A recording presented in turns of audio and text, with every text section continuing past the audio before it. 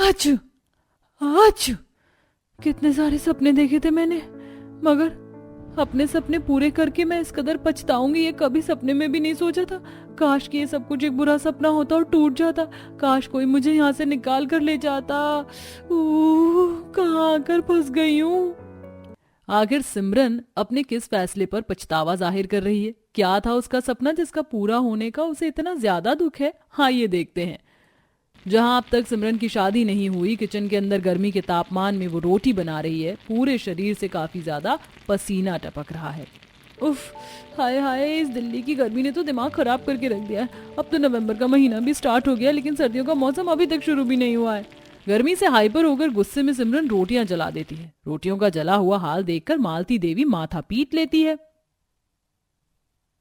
हे भगवान, लड़की कहाँ ध्यान है तेरा? देख तो पूरी की पूरी रोटी जलाकर कोयला कर दिया, और ऐसे गुस्से में टमाटर के जैसे लाल चेहरा क्यों बना रखा है? माँ, तुम मुझको रोटी बनाने के लिए मत बोला करो। इतनी गर्मी में खाना बनाकर मैं गर्मी से उबल जाती हूँ। अच्छा बेटा, 4 रोटी बनाने में ही तुझको नानी याद आ गई? और मैं जो डेली डेली अकेले अकेले गर्मी में खड़ी होकर तुम लोगों के लिए इतना खाना बनाती हूँ, मेरा सोचा है कभी? हाँ तो चलो ना माँ, दिल्ली से दूर हम पहाड़ों में चलकर रहते हैं। वहाँ का मौसम तो कितना सुहाना और कितना सुंदर होता है। ताजी ताजी खुली हवा खाने को मिलेगा, चारों तरफ वादियां ही वादियां होंगी। माँ, तुम मेरा ससुराल ना पहाड़ों में ही देखना, मैं तो पहाड़ में ही शादी करूंगी। क्या मस्त मौसम होता है वहाँ का। तौबा तौबा तौबा, इस लड़की को थोड़ी शर्म भी नहीं आ रही। अपनी शादी की बात करते। माँ, इसमें शर्म करने की कौन सी बात है? जमाना मॉडर्न हो गया है। मैंने तो पापा को भी बोल दिया मेरे लिए पहाड़ी लड़का ढूंढने को। सिमरन को पहाड़ों में ठंड के मौसम में बर्फ देखने का हमेशा से सपना था, क्योंकि वह हमेशा से दिल्ली में रही थी, जहां चिलचिलाती गर्मी का मौसम ज्यादा और हल्की फुल्की ठंड ही पड़ती थी। इसलिए वो शादी करके पहाड़ों में बस जाना चाहती थी। थोड़े दिन में पिता नागेंद्र उसके लिए पवनदीप नाम के एक पहाड़ी लड़के के साथ रिश्ता पक्का कर देते हैं। एक बार फिर सोच ले बेटी, पहाड़ों का जीवन आसान नहीं होता। वहाँ हर चीज के लिए मेहनत करनी पड़ती है, और ठंड के मौसम में तो हालात और भी कठिन हो जाते हैं। पापा, मैं पहाड़ों के ठंडे मौसम में पूरी जिंदगी खुशी खुशी रह लूंगी। आप मेरी शादी की तारीख इसी महीने की किसी तारीख को फिक्स करवा दीजिए। मैं अपने पहाड़ी ससुराल में ठंड का मौसम देखने के लिए 1 साल लंबा वेट नहीं कर सकती। सिमरन के दिल में पहाड़ों में बसे अपने ससुराल को देखने की उत्सुकता थी, जिसके चलते ठंड के मौसम में ही उसकी शादी हो जाती है और वह हिमाचल आ जाती है। मगर उसे पता नहीं था कि उसकी मुश्किलें बढ़ने वाली हैं। ससुराल की पहली सुबह चादर तान कर वो सो रही थी कि तभी ननद खुशबू चादर खींच कर जगाती है। नहीं भाभी, ओए नहीं भाभी, जल्दी से उठ जाइए। क्या हुआ ननद जी? थोड़ी देर और सोने दीजिए, बस उठती हूँ।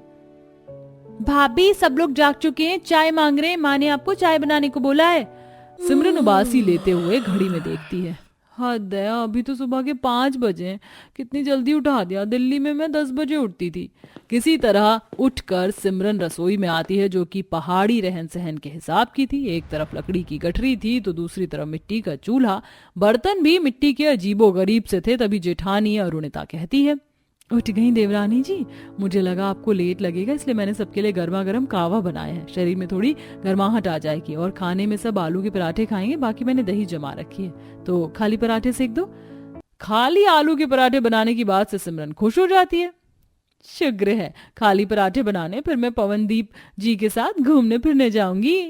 सुनो देवरानी जी, लकड़ियां हिसाब किताब से खर्च करना, ठीक है? चूल्हे पर खाना बनाने की बात से सिमरन को थोड़ा शॉक्ड लगता है। क्या मतलब, मुझे इस मिट्टी के चूल्हे पर खाना बनाना है? गैस चूल्हा है तो जेठानी जी। हाँ, लेकिन गैस जलेगा नहीं, क्योंकि सर्दी के मारे सिलेंडर जम गया है और लकड़ियां भी कई किलोमीटर पहाड़ों से नीचे उतरकर लाने जाना पड़ता है। ये सुनकर सिमरन को पहाड़ी जिंदगी की मुश्किलों का पता लगा। उसने किसी तरह सबको खाना बनाकर खिलाया। ऊपर से पहाड़ों का मौसम एकदम से करवट लेता है और बर्फ पड़ने लगती है, जिससे सिमरन के दांत बजने लगते हैं। कितनी ठंड है पहाड़ों में, तो मैं तो चली कंबल में दुबकने। तभी नई नवेली बहू को पहाड़ी अड़ोसी पड़ोसी देखने आ जाते हैं, तो सास चाय बनाने को कहती है। अरे नई बहू, जाओ सबके लिए बढ़िया सी कड़क चाय बना लो। सिर्फ सूखी सूखी चाय बहू, साथ में पकौड़े भी बना लेना। जी पापा जी। बेचारी बहू ससुराल वालों की फरमाइश पर ठंडे तापमान में हाथ रगड़ते हुए चाय पकौड़े बनाने में लग गई, जबकि इधर सब लोग जलती अंगीठी के चारों तरफ गोला बनाकर गप्पे मार रहे थे, जबकि सिमरन बड़ा पछता रही थी। आचू आचू, हे भगवान, मेरी तो कुल्फी जम रही है और मेरे बेदर्दी ससुराल वाले आग सेक रहे हैं। सिमरन अपने पहाड़ी ससुराल की भयंकर ठंड बर्दाश्त नहीं कर पाती और सर्दी जुकाम लग जाता है। लेकिन ऐसे में सबका खाना और सारा दिन चाय बनाना उसी का जिम्मा बन गया था। देवरानी जी, सबको चाय पीने का मन है तो चाय बना लो। अरे पर अभी आधे घंटे पहले ही तो चाय बनाकर पिलाया था सबको, फिर से चाय क्या मुसीबत है। पहाड़ वाले लोग तो दिन भर चाय पीते हैं क्योंकि ये सर्दियों का मौसम काटना बहुत कठिन होता है। शरीर में गर्माहट रखने के लिए हर थोड़ी देर पर चाय कॉफी बनती रहती है। सिमरन मायूस होकर चाय बनाने आती है मगर लकड़ी नहीं होती। अरे ये क्या, ईंधन के लिए लकड़ी तो है ही नहीं। पवनदीप जी इधर आइए। क्या हुआ सिमरन, बोलो। जी लकड़ी खत्म हो गई है, आप जाकर ला दीजिए। अरे बहू, ये सब घरेलू काम है, अब तुम गृहिणी हो रसोई की, जाओ खुद जाकर ले आओ लकड़ी। जी माँ जी। सिमरन पहाड़ से उतरकर लगभग 1-2 घंटे बाद जंगल में पहुंचती है। पहाड़ी वादियों में चारों तरफ कोहरा छाया हुआ था।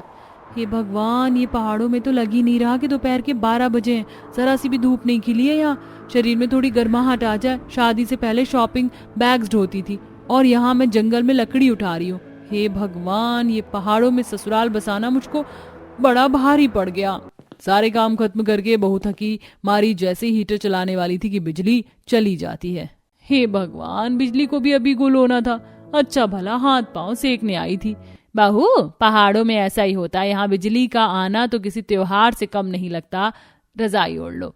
इसी तरह सिमरन पहाड़ों में बसे ससुराल में बड़ी मुश्किल से ठंड के मौसम काटती है। दिन रात बर्फबारी के चलते लोग घर से नहीं निकलते। पानी कुछ देर में बर्फ बन जाती है। ओहो, इतने ठंडे पानी से बर्तन धोकर मेरी तो इस ठंड में हड्डियां ही जम जाएंगी।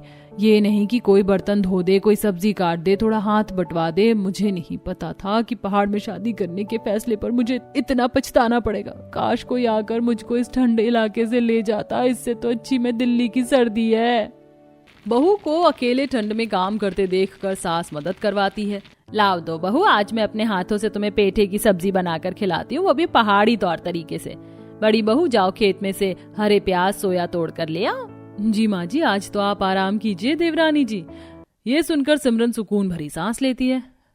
शुक्र है एक दिन के लिए आराम तो मिला, वरना ये पहाड़ तो मुझे जकड़ ही लेती। वैसे पापा ने बिल्कुल ठीक कहा था, पहाड़ी जीवन इतना आसान नहीं होता जितना कि हमें लगता है। यहाँ हर छोटी चीजों के लिए बहुत संघर्ष करना पड़ता है। अब सिमरन धीरे धीरे अपने पहाड़ी ससुराल और वहाँ के वातावरण में घुल मिल जाती है। तभी ननद खुशबू मस्ती के मजाक के अंदाज में बोलती है, भाभी को अब तो पहाड़ वाले ससुराल की आदत पड़ गई ना। हाँ मेरी प्यारी ननद, अब तो पहाड़ों की ठंड भी मुझको प्यारी लगने लगी है। यहाँ सब कुछ बहुत अच्छा है। अब तो मेरा मन लग गया है। रात में पूरे ससुराल वाले सब साथ बैठकर एक साथ खाना खाते हैं। सिमरन के चेहरे पर अनोखी मुस्कुराहट थी।